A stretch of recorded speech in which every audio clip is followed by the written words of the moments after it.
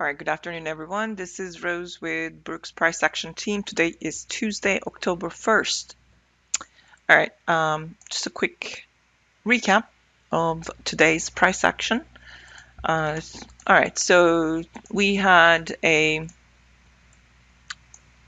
going to start with yesterday's price action first because it affects the um, new day or the new session. So market was up, and we tried to pull back at the end of the day, but closed above the moving average. Now take a look at the after hours. Look what happened there. So I did say yesterday market is probably going to try to go up. Now what happened was normally when we have something like this, very strong at the end of the day, a couple of hours going up, I do expect 50% probability of continuation, right, in the new session. But that started early on after hours yesterday, last night.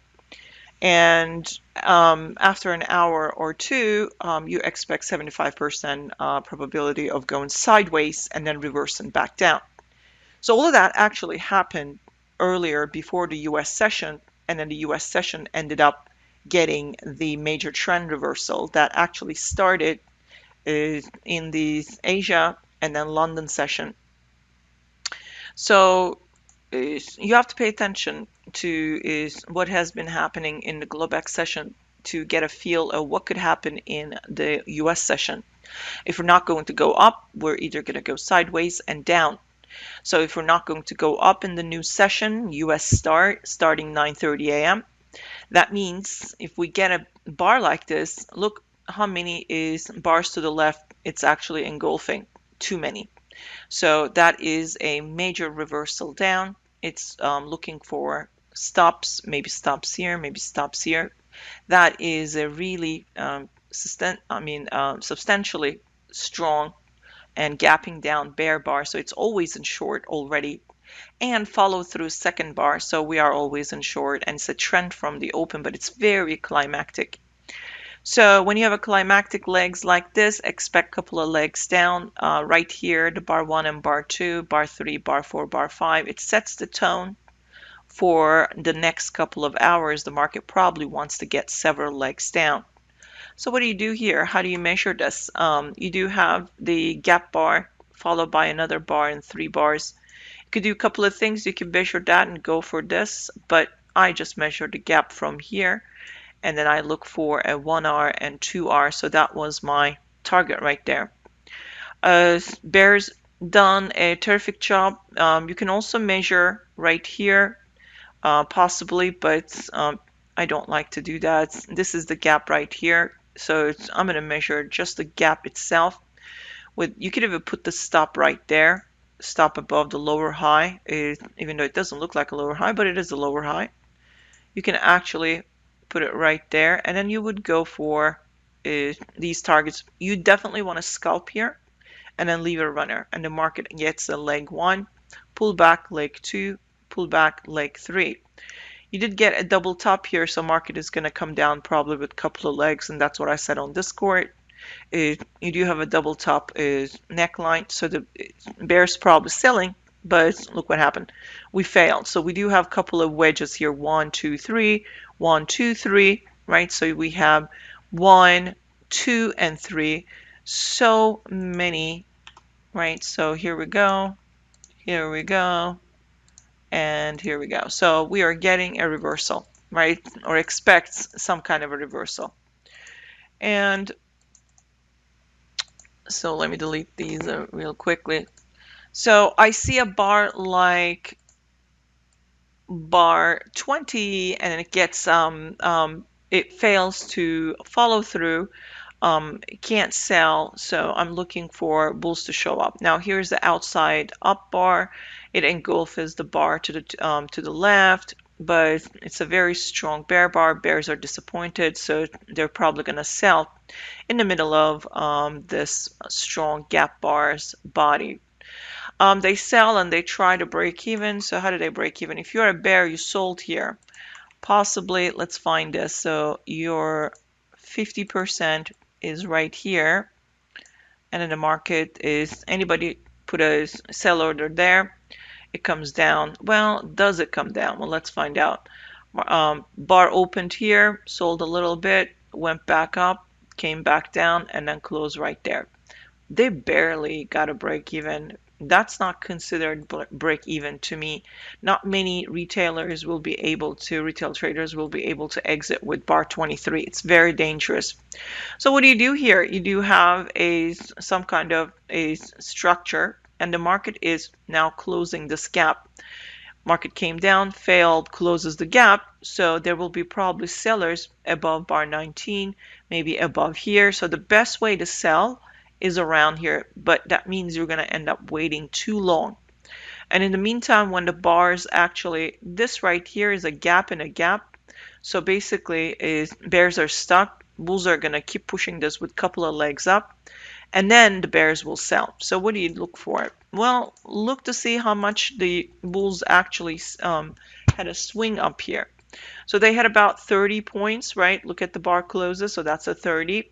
That's the first sell, but no continuation bars. So now this just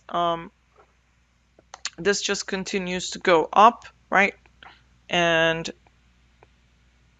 so it's gonna go up with another leg probably, and then you're gonna get a double top. That double top right there in a second entry sell, this is where I actually sold, because I knew that anyone stuck here wants these lows to be tested, looking for a second entry. So this is a high probability I'm going to get a couple of legs down.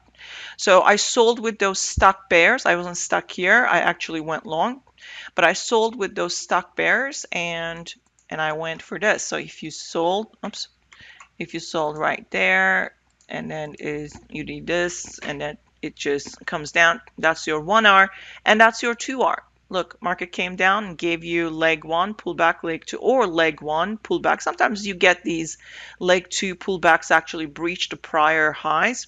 That's okay. This is still considered a leg 2 and leg 3. If you want to count from here, then you got a leg 1, pullback, leg 2, pull back, leg 3. There's a wedge here, and the bulls try to buy, but they failed.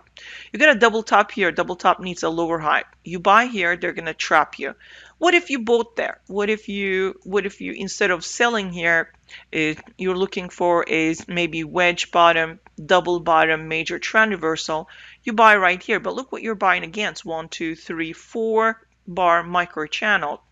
So if you did buy right above it, that wick should have been right there is a problem, should have alerted you. So if you're buying right here, so what are you going to do? What you have to buy again. Where do you buy? Maybe at the low of this bar, maybe down here.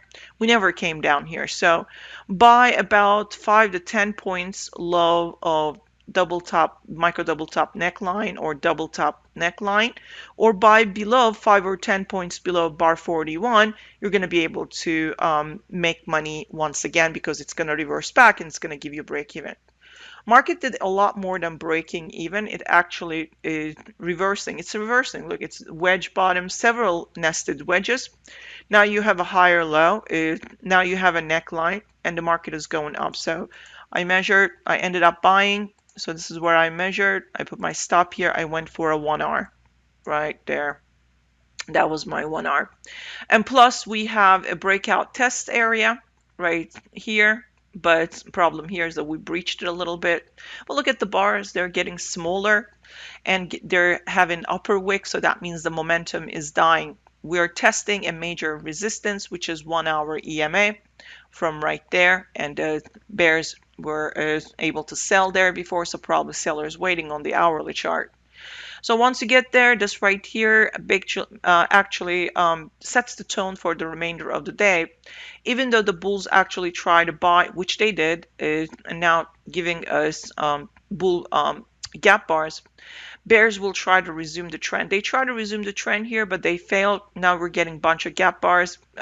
This could be a bull flag right here, right? So this could be formed a bull flag for tomorrow. Bulls got 1R, they want 2R, so they pulled the market to the breakout point, but they kind of breach and they are trying to close this gap. Now tomorrow, if the market actually closes the gap, we close below the EMA, but we close the gap right here, we can actually sell all the way down here. That could end up becoming 1, 2, 3, undershoot, overshoot, wedge top. We could do a lower high and then continue to sell that this whole thing can end up becoming a bear flag. On the daily charts, bears got a second leg down here, leg one, leg two.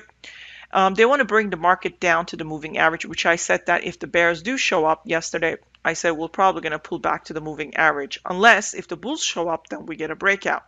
We did not get that breakout, so this ended up becoming leg one, pull back, leg two. We might pull back, go sideways a little bit, and then sell and get to leg three. Unless if we actually have a double bottom and the market continues to go up and pulls the moving average with it.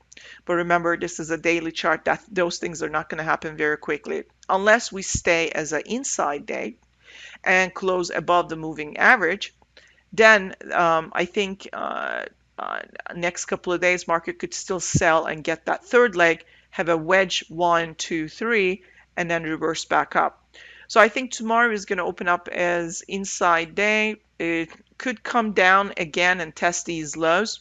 If we cannot take out these lows, the market can reverse back up. Unless tomorrow we fail to close this gap here, we open up somewhere here and we get a breakout.